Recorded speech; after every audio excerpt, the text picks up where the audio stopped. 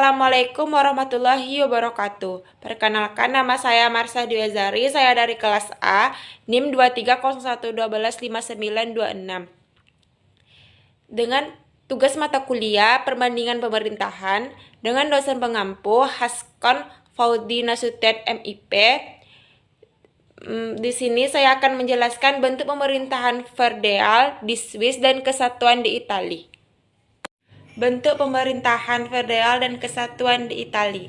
Swiss dan Italia mewakili dua pendekatan yang berbeda dalam tata kelola pemerintahan. Swiss salah satu negara yang memiliki tradisi federalisme tertua, mengutamakan pembagian kekuasaan yang jelas antara pemerintahan federal dan kanton, memungkinkan otonomi besar di tingkat lokal. Sistem pemerintahan federal di Swiss. Swiss dikenal sebagai negara federal yang terdiri dari 26 kanton, masing-masing memiliki otonomi yang signifikan dalam mengatur urusan lokal. Sistem federal berdasarkan prinsip pembagian kekuasaannya, pemerintahan federal, kantor demokrasi langsung, otonomi kanton. Sistem pemerintahan di Italia itu di mana kekuasaan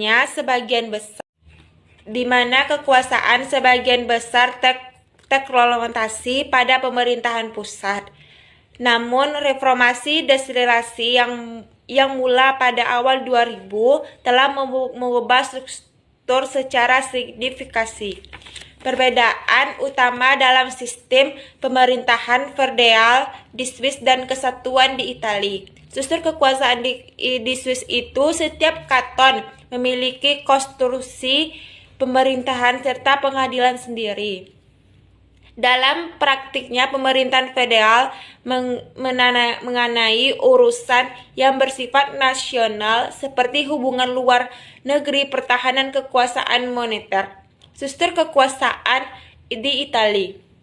Di Italia itu sistem kekuasaan kesatuan yang menetapkan kekuasaan utama di tangan pemerintahan pusat.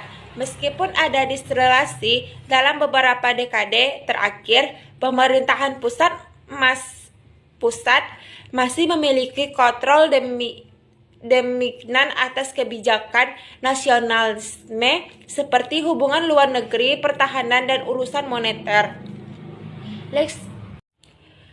Fleksibilitas daerah di Swiss adalah salah satu ciri khas dari sistem federalnya. Hal ini mencakup berbagai sektor seperti sistem pendidikan, perpajakan, infrastruktur, dan layanan lainnya. Di Italia, fleksibilitas daerah Italia lebih terbatas dibandingkan di Swiss. Pemerintahan pusat menentukan sebagian besar kebijakannya. Partisipasi wilayah. Sistem demokrasi langsung di Swiss memungkinkan warga untuk terlibat aktif melalui referendum dan inisiatif rakyat. Kalau di Italia, partisipasi warga dalam sistem pemerintahan Italia lebih terbatas pada pemilu legislatif dan pemilu lokal. Efisien pemerintahan.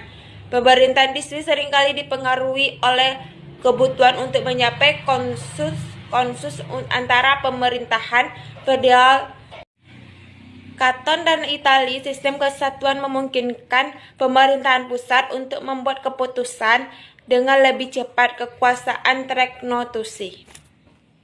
Baik, di sini saya akan menjelaskan kelebihan dan kekurangannya. Kelebihan, keputusan dapat diambil dengan cepat karena kontrol terpusat, stabilitas kebijakan nasional lebih terjamin, desentralisasi memberikan fasilitas terbatas kepada daerah. Kekurangannya, ketergantungan daerah pada pemerintahan pusat membatasi inisiatif lokal. Sistem ini seringkali membuat pemerintahan daerah terlalu bergantungan pada pemerintahan pusat untuk pemandangan dan kebijakan.